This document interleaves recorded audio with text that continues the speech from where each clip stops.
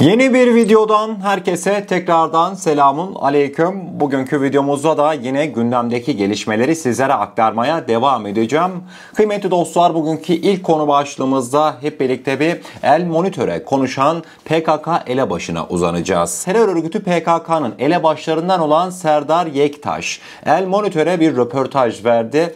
Vermiş olduğu röportajda çok dikkat çekici itiraflarda bulundu. Özellikle de soruluyor ya, Türk İnsan Hava Araçları Türkiye'nin terör operasyonlarında neyi değiştirdi diye. O sorunun cevabını bizzat PKK'lı terörist cevapladı. İsterseniz detaylar bir karşımıza gelsin.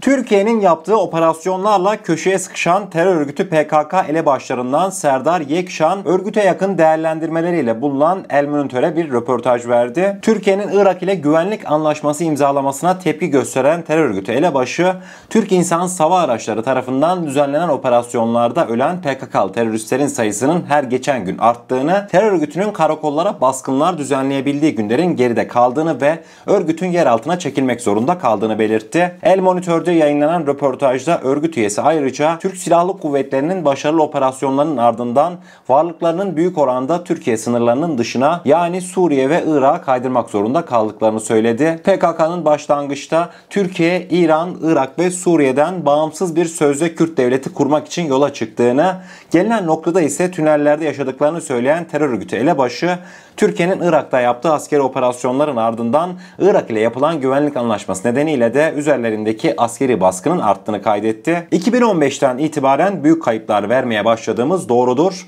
Bunu gizlemiyoruz. Bu sebeple yeni stratejiler üretmek ve direnmek için Türkiye'nin güneydoğusunda bulunan yapılanmamızı geri çektik. Çünkü oralarda tünellerimiz yok diye açıklamalarını sonlandırmıştı terör örgütü elebaşı. Röportajın devamında sözde yalandan al gülüm ver gülüm. El Monitör'de bakmayın, zaten kendileri de en büyük terör destekçisidir röportajı yapan kuruluş, ama silahı nereden alıyorsunuz diye bir soru yöneltiyor sözde gazeteci.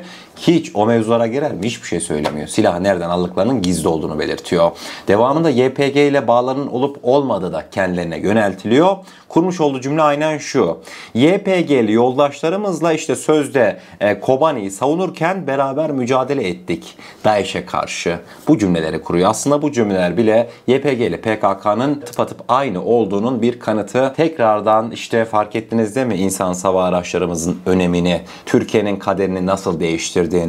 Önceleri ben çok ufaktım. Aktüt'ün karakolu saldırısı olsun. Ufak halimle bile görürdüm televizyonda. Çok üzülürdüm. Karakol delik deşik olmuş. Her yer harabe, izbe. Karakola roketler atmışlar, Bix'i taramışlar. İçim gerçekten de çok ürperirdi. Çocuk aklımda. Şükürler olsun ki artık o günler geride kaldı. Şu an insan hava araçlarının korkusundan adamlar mağaradan çıkamıyor. Hatta bir deyim var ya, adamların artık göbekler patlayacak mağaradan çıkmadığından dolayı. Bir yürüyüşe dahi çıkamıyorlar. Niye? Tepelerinde onları 7/24 izleyen insan hava araçları var. Paramotorlarla geldikleri gibi uçarak da gelseler Türk insan hava araçlarından kaçamıyorlar. Devamında ikinci konu başlamazda bir türlü anlayamadığımız bir ülkeye gideceğiz. Kimdir bizim bir türlü anlayamadığımız bir ülke ne yaptığını, ne ettiğini? Yunanistan'dır. Kıymetli dostlar, şimdi habere geçmeden şöyle bir cümle kurayım. Normal şartlarda dünya genelinde şöyle bir ifade vardır değil mi? Amerikan emperyalizmini ülkeden kovduk. ABD uçakları defolsun gitsin. Neredeyse tüm böyle Doğu bloğu olsun, ülkemizde bile bu ifadeler çok sık kullanılır.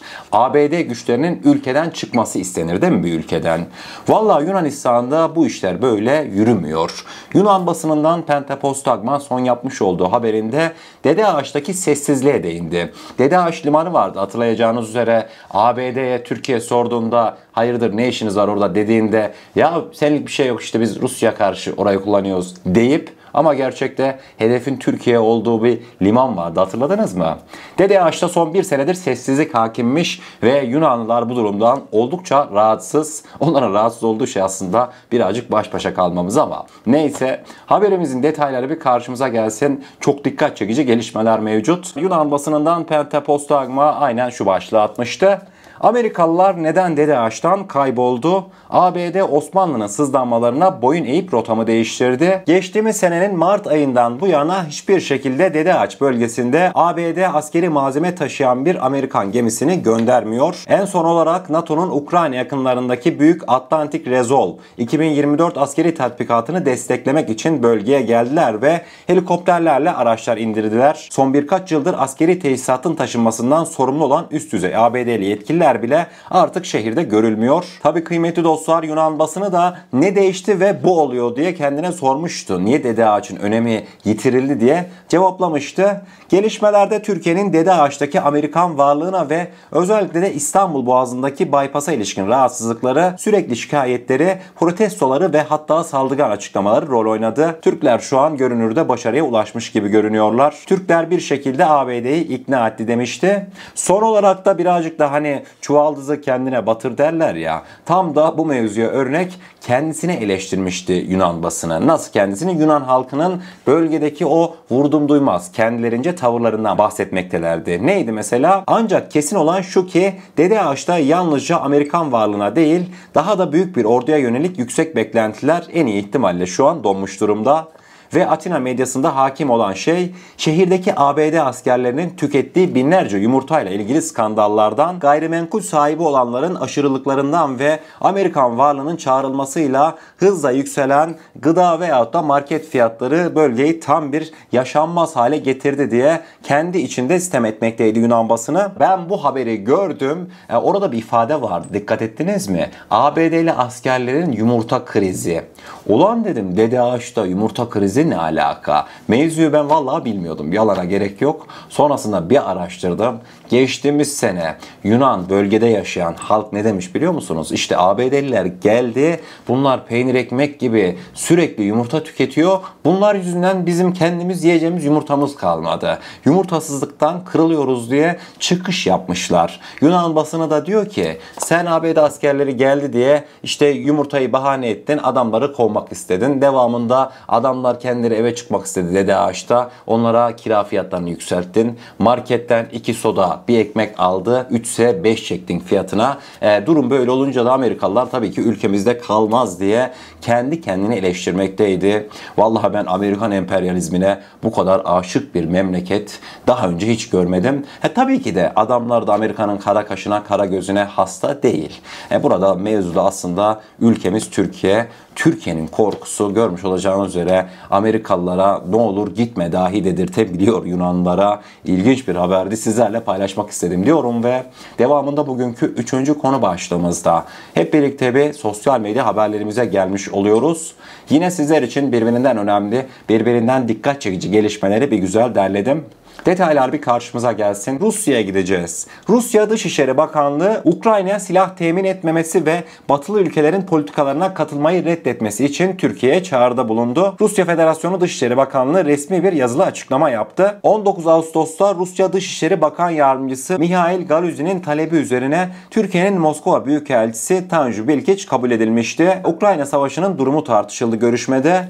Rusya'nın Batı silahlarının Ukrayna'ya daha fazla pompalanmasının kabul edilemez olduğu ve bunun sadece çatışmanın daha da tırmanmasına, uzamasına ve boş yere can kaybına yol açacağı yönündeki tutumu vurgulandı. Türkiye'ye Batı ülkelerinin bu tür yıkıcı politikalarına katılmayı reddetmesi çağrısında bulunulmuştur diye Rus Dışişleri Bakanlığı bu görmüş olduğunuz metni paylaşmıştı. Rusya'da tabii ilginç gelişmeler de yaşanıyor. Kıymetli dostlar, görmüş olduğunuz fotoğraf çok ilginç değil mi? Arkada bir duman var. Öndekiler kim? Öndekiler papaz. Kıymetli dostlar, Rusya'nın Rostov Oblast'ında Ukrayna saldırısı nedeniyle 4 gündür şu arka tarafta görmüş olduğunuz petrol rafinerisi cayır cayır yanmakta. Bölge halkı yangının sönmesi için görmüş olacağınız üzere din adamların çağırdığı papazlar bu şekilde kutsamışlardı yangın bir an önce sönsün diye. Akabinde Belarus lideri Lukashenko'dan dikkat çekici bir çıkış geldi dün. Lukashenko dedi ki NATO birlikleri eğer ki Ukrayna'ya girerse bu mevzuya değindi.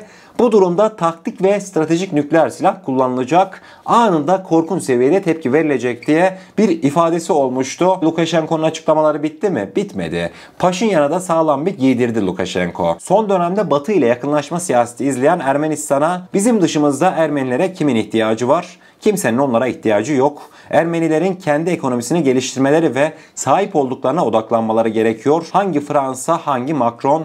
Macron yarın olmayacak ve herkes Ermenistan'ı unutacak diye bu şekilde bir cevap vermişti. Kısacası Macron'un kandırışına gelmeyin diye Lukashenko Paşinyan'ı uyarmıştı. Polonya Eski Kara Kuvvetleri Komutanı Valdemar'ın Türkiye ve Yunanistan arasındaki olası savaşın NATO'ya nasıl yansıyacağı bu konu hakkında bir değerlendirme yaptı Valdemar. Dedi ki NATO üyeleri kendi aralarına çatışmaya giremez. Bütün anlaşmazlıkların askeri alana değil diplomatik alanda sonuçlanması için çaba sarf etmeliyiz. Üyeler arasında savaş çıkarsa NATO bavullarını topluyor olabilir. Bu NATO'nun çöküşü olacaktır. İttifakta Türkiye'yi destekleyenler de olacak. Yunanistan'ı destekleyenler de bu NATO'nun sonu olacaktır. Putin'in beklediği şey bu. Türk-Yunan Savaşı NATO'nun sonu olur. Her şeyi etkileme yeteneğinin sonu, Ukrayna'ya desteğin sonu anlamına gelir diye Polonya Kara Kuvvetleri eski komutanı bu şekilde bir yorumlama yapmıştı. Şimdi hazır konu açılmışken o zaman sizlere ben bir sormak istiyorum.